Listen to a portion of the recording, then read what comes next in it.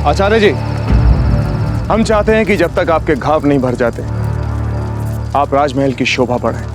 हाँ हाँ गुरुवर, चलिए ना, हम वहाँ आपकी सारी आवश्यकताओं का ध्यान रखेंगे। राणा जी, आपके निमंत्रण के लिए धन्यवाद, किंतु हम आश्रमवासी महलों में रह नहीं सकते। कृपा कर इसे हमारी रिश्तेदार मत समझिएगा। आचार्य जी, हम आपके विचारों का सम्मान करते हैं, इसलिए जब तक आपका स्वास्थ्य पूरी तरह से ठीक नहीं हो जाता हमारे राजवैद्य जी आपके आश्रम में आके आपका उपचार करेंगे। ठीक है राणा जी। कुंवर प्रताप, कुंवर शक्ति, आचार्य जी को घोड़े पर उनके आश्रम छोड़ाइए। धन्यवाद राणा जी।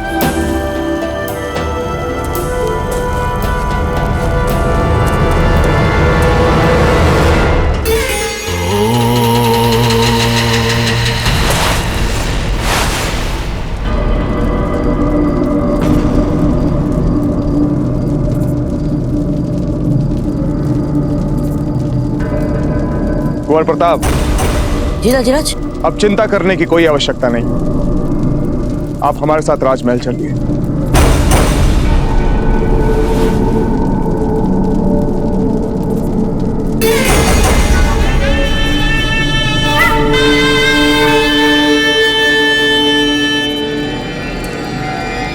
रावत जी, वैसे तो इब्राहिम खान की मृत्यु हो गई है, परंतु हमें नहीं लगता कि बात यहां पर समाप्त हुई है। इब्राहिम खान जैसे पेशेवर हत्यारे का प्रयोग करना ये कोई साधारण बात नहीं है। आप ठीक कह रहे हैं राणा जी, हम भी बिल्कुल ऐसा ही सोच रहे हैं। इब्राहिम खान जैसे पेशेवर हत्यारे को औजीराज प्रताप की हत्या के षड्यंत्र के पीछे लगाने वाला शत्रु निश्चित तौर पर कोई शक्तिशाली व्यक्ति ही है, और वो अभी जीवित है और अपने अगले वार का अवसर ढूंढ रहा है। रावत जी, राणा जी, हम इस समस्त मेवाड़ को एक किले में बदल कर रख देंगे और इस षड्यंत्र के सूत्र खोजने में हम अपने सुरक्षा तंत्र को इतना कड़ा बना देंगे कि अब शत्रु चाहे नर्क में ही जाकर क्यों ना छुप जाए, हम उसे ढूंढकर ही दम लेंगे।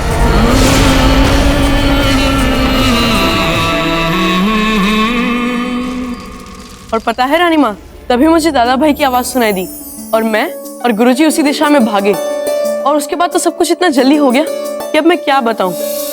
लेकिन दादा भाई पूरी जान लगाकर लड़ रहे थे इब्राहिम से, और उसी वक्त गुरुजी ने उन्हें तीर मार दिया। हे भगवान, इसका मतलब तो कुंवर प्रताप एक बार फिर बाल बाल बचे।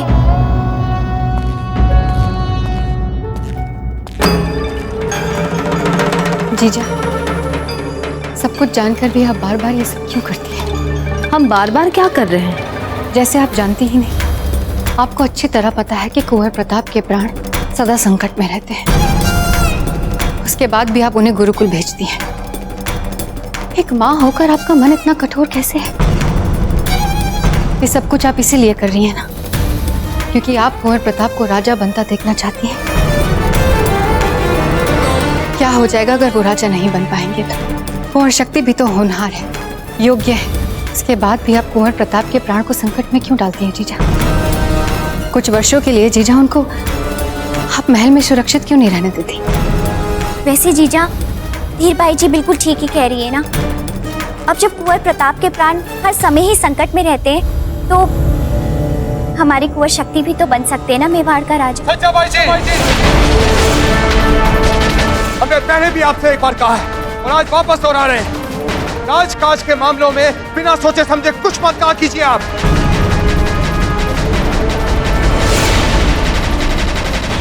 राणा जी, हम तो कुंवर प्रताप की सुरक्षा को लेकर चिंतित थे। महल के बाहर उनके प्राण पर हर पल संकट रहता है। पर छोटी माँ, हम तो एकदम ठीक है, देख लीजिए। और भाई शक्ति ने उचित समय पर आकर हमारी बड़ी सहायता की है ना भाई शक्ति? रानी माँ, हमें बहुत भूख लगी है। आइए आइए हमारे साथ। धीरज, हमें आज्ञा दीजिए।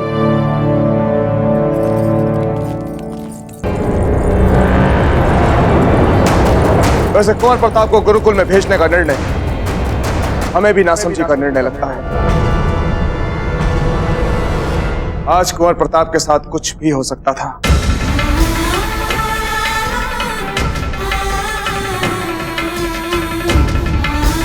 क्षमा चाहते हैं हुकुम।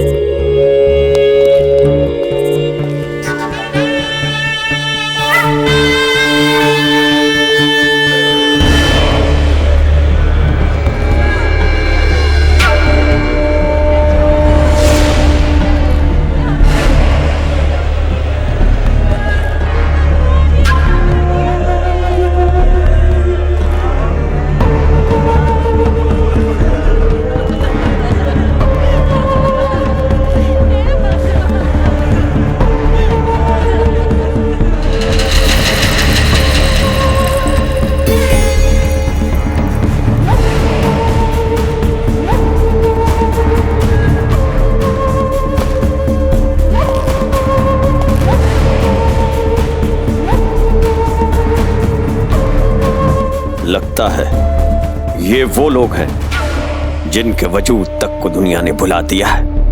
लगता है किसी को परवाह नहीं है इनकी। मैं भी तो इस समय यही चाहता हूं कि जब तक मैं न चाहूं मुझे भी दुनिया इसी तरह भूली रहे। आचार्य जी, अब तो आप जान ही चुके, इब्राहिम खान का यहां गुरुकुल में आना और कुंवर प्रताप की हत्या का प्रयास ये एक बहुत बड़ा षड्यंत्र है। हमने इस षड्यंत्र की जांच आरंभ करवा दी है, परंतु जब तक असली अपराधी पकड़ा नहीं जाता तब तक कुंवर प्रताप का राजमहल से बाहर यहां गुरुकुल में आना सुरक्षित नहीं। तो आप ये कहना चाहते हैं राणा जी कि आप कुंवर प्रताप की शिक्षा बीच में ही छुड़वा देंगे? नहीं आचार्य जी, हम ऐसा सोच भी कैसे सकते। हम तो यहां आपके पास एक विनम्र निवेदन लेकर आए हैं कि जब तक परिस्थितियां ठीक नहीं हो जाती तब तक आप स्वयं कुंवर प्रताप को राजमहल में आकर शिक्षा दें।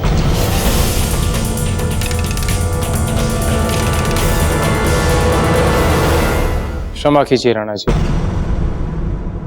कुंवर प्रताप आपके पुत्र हैं,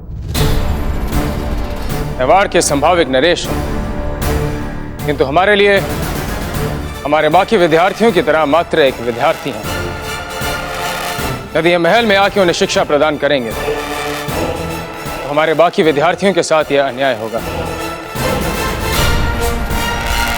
रही बात उनकी सुरक्षा की, तो हम कई वर्षों से शिक्षा प्रदान कर रहे हैं, किंतु हमारे अनुभव में आज तक ऐसा कोई विद्यार्थी नहीं आया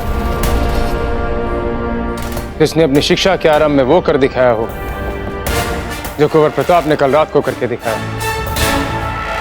जिस वीरता और साहस से उन्होंने पेशेवर हत्यारे इब्राहिम खान का सामना किया, उससे उनकी वीरता, उनकी मनोशक्ति और बढ़ गई।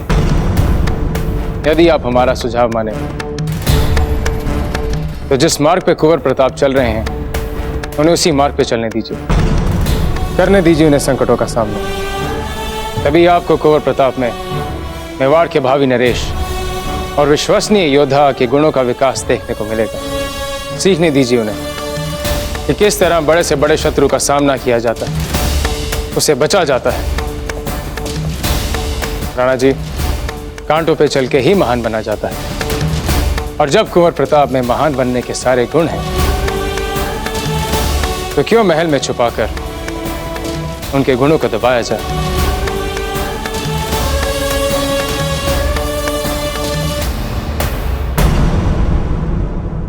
नहीं धीर भाई जी, हमने आचार्य जी को समझाने का बहुत प्रयास किया कि वो राजमहल में आकर कुंवर प्रताप को शिक्षा दे, परंतु उनका कहना है कि यह कुंवर प्रताप के हित में होगा अगर वो गुरुकुल में आकर शिक्षा ले। तो फिर क्या निर्णय लिया राणा जी आपने? यही कि हम अपने आदेशों को आचार्य जी पर थोपेंगे नहीं। कुंवर प्रताप की शिक्षा के मामले में जो भी उन्हें उचित लगे उन्हें करने दिया जाए। पर राणा जी, कुंवर प्रताप के लिए महल के बाहर संकट बढ़ता जा रहा है। पहले महल के बाहर संकट था, अब तो महल के अंदर भी संकट बढ़ता जा रहा है। हमारा तो आपसे यही सुझाव है राणा जी कि इसके पहले कि महल का ये संकट अनियंत्रित हो जाए, आप उनका सामना करके उन्हें रोक लीजिए। महल के भीतर के संकट, आप कहना क्या चाहती हैं धीर बाई जी? राणा जी, आपने खुद सुना ना सज्जाबेन को, कैसे कुंवर शक्ति को उत्तराधिकारी बनाने के लिए महत्वाकांक्षी। हम समझ नहीं पा रहे हैं धीर बाई जी, हमारे उत्तराधिकारी के विषय को बार बार क्यों उठाया जाता है, जबकि कुंवर प्रताप हर कठिनाई का सामना करके बार बार साबित कर चुके हैं कि वही योग्य उत्तराधिकारी हैं। राणा जी, हम कुंवर शक्ति की बात बार बार इसलिए कर रहे हैं ताकि लोग ये बातें ना बनाएं कि हम कुंवर प्रताप को जो इतना चाहते हैं, इसीलिए हमने कुंवर शक्ति को अपना पक्ष रखने का उचित अवसर नहीं दिया। यदि आपकी निष्पक्षता पर कोई उंगली उठाए तो हमें बहुत बुरा लगेगा। तो क्या चाहती हैं आप, क्या करें हम? गुरुकुल में श्रेष्ठता की प्रतियोगिता होने वाली है। कुंवर शक्ति और कुंवर प्रताप में जो भी ये प्रतियोगिता जीते, उसे आप उत्तराधिकारी घोषित कर दीजिए। मेवाड़ की राजगद्दी पर कौन बैठेगा, इसका निर्णय हम गुरुकुल की शैक्षणिक प्रतियोगिता का परिणाम देख कर लें। तो इसमें बुरा क्या है राणा जी? कम से कम लोग इससे बातें तो नहीं बनाएंगे। ठीक है धीर बाई जी, अभी उस प्रतियोगिता में कुछ माह बाकी है, देखते हैं उसमें क्या होता है।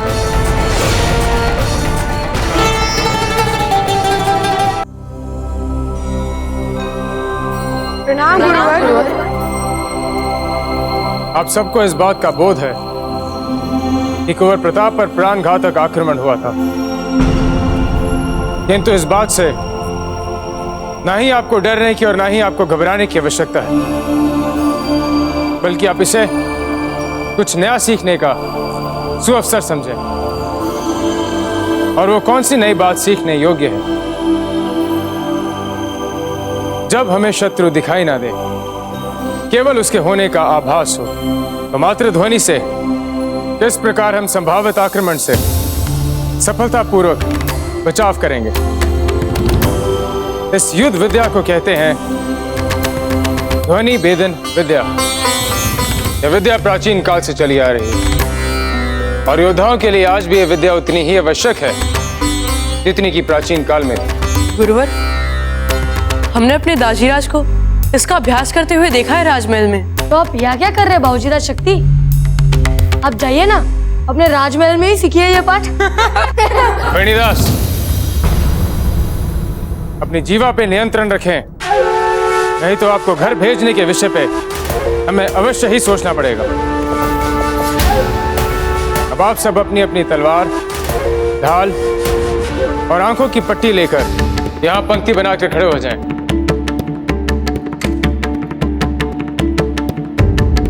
भाई शक्ति, वेणीदास की बात का बुरा मत मानिएगा, वो तो यूं ही हास प्रयास कर रहे थे। दादा भाई, हम यहाँ मित्र बनाने नहीं, एक सर्वश्रेष्ठ योद्धा बनने आए हैं। कुंवर प्रताप, यही सीखना है आपको। युद्ध के मैदान में शत्रु कब, कैसे, किस दिशा से आप पर वार कर दे कोई नहीं जानता। चालाक शत्रु कभी मित्र का चेहरा पहने तो कभी छिप कर वार करेगा।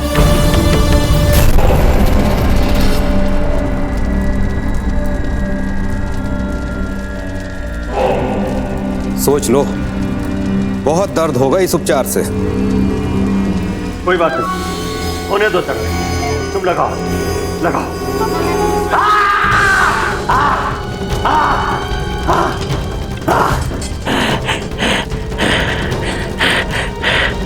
अल्लाह ने चाहा तो एक दिन किसी को इससे 100 गुना ज्यादा दर्द पहुंचाऊंगा मैं।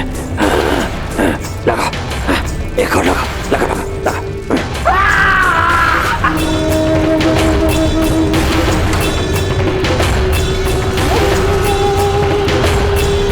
इतने छोटे से काम के लिए इतनी स्वर्ण मुद्राएं? अभी काम पूरा काम हुआ है, अभी तो चेहरे का उपचार बाकी है। लगा, चेहरे पे लगा। तुम जो कुछ मुझे करने के लिए कह रहे हो, उससे तुम्हारा चेहरा मोहरा पूरी तरह से बदल जाएगा। पहचान नहीं पाओगे तुम अपने आप को। मेरी पहचान मेरे मकसद से बड़ी नहीं है। करो, उपचार करो, करो।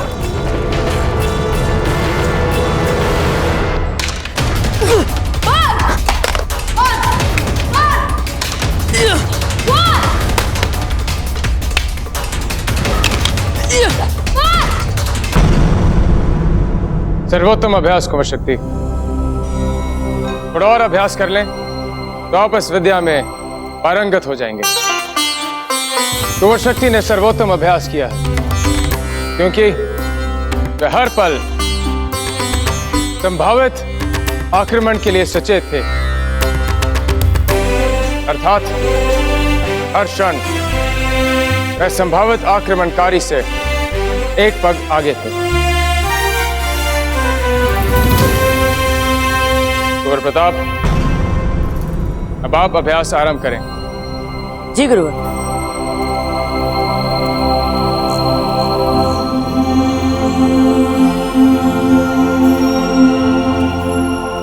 ठहरिए।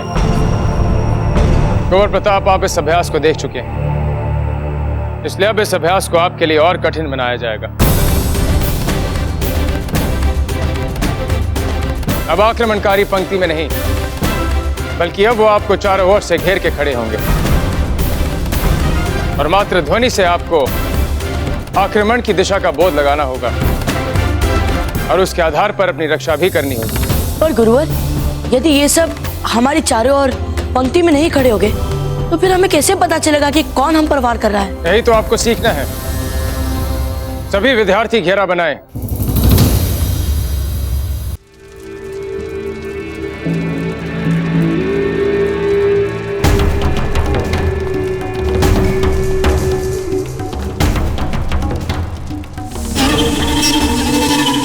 चेहरे का उपचार।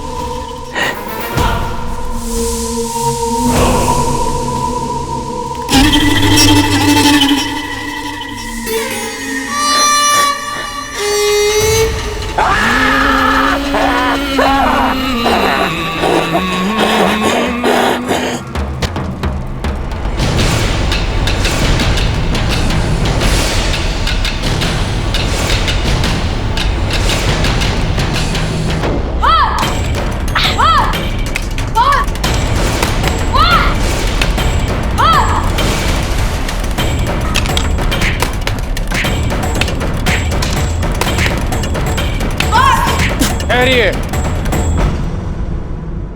ये क्या कर रहे हैं आप कुंवर प्रताप? ध्यान कहाँ है आपका? ध्यान को इधर उधर ना भटकने दें। आक्रमण की दिशा में कान लगाएं, एकाग्रचित होने का प्रयास करें।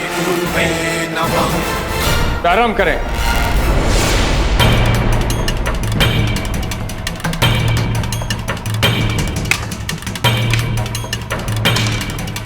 छत्रपति जी गुरुवर। चलाइए। क्या गुरुवर? ने कहा चिल्लाइए। चक्रपाणी, आप ठीक तो हो ना? चक्रपाणी, कहीं आपको चोट तो नहीं लग गई? कहाँ है आप चक्रपाणी? कुछ बोलिए चक्रपाणी। वार! गुरुवर, आप? वार! वार! वार! वार! वार! वार!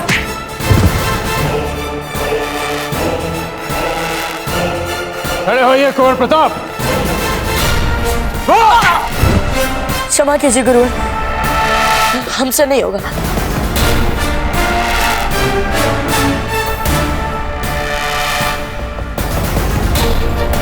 खड़े होइए कुंवर प्रताप। आभास हुआ आपको अपनी भूल का। किस प्रकार आपने एक क्षण के लिए निर्बलता को स्वयं पर हावी होने दिया, अपने मित्र के प्रति लगाव की निर्बलता को शत्रु के संभावित वार से अधिक महत्व दिया। यही कारण है कि हम जैसा घायल शत्रु भी आप पे हावी हो गया। कुंवर प्रताप, आप में योद्धाओं वाली बुद्धि है किंतु योद्धाओं वाला मन नहीं। इसके लिए आपको अत्यधिक अभ्यास करना होगा। शांतनु, आज के अभ्यास में कुंवर प्रताप को 0 अंक दिए जाएं।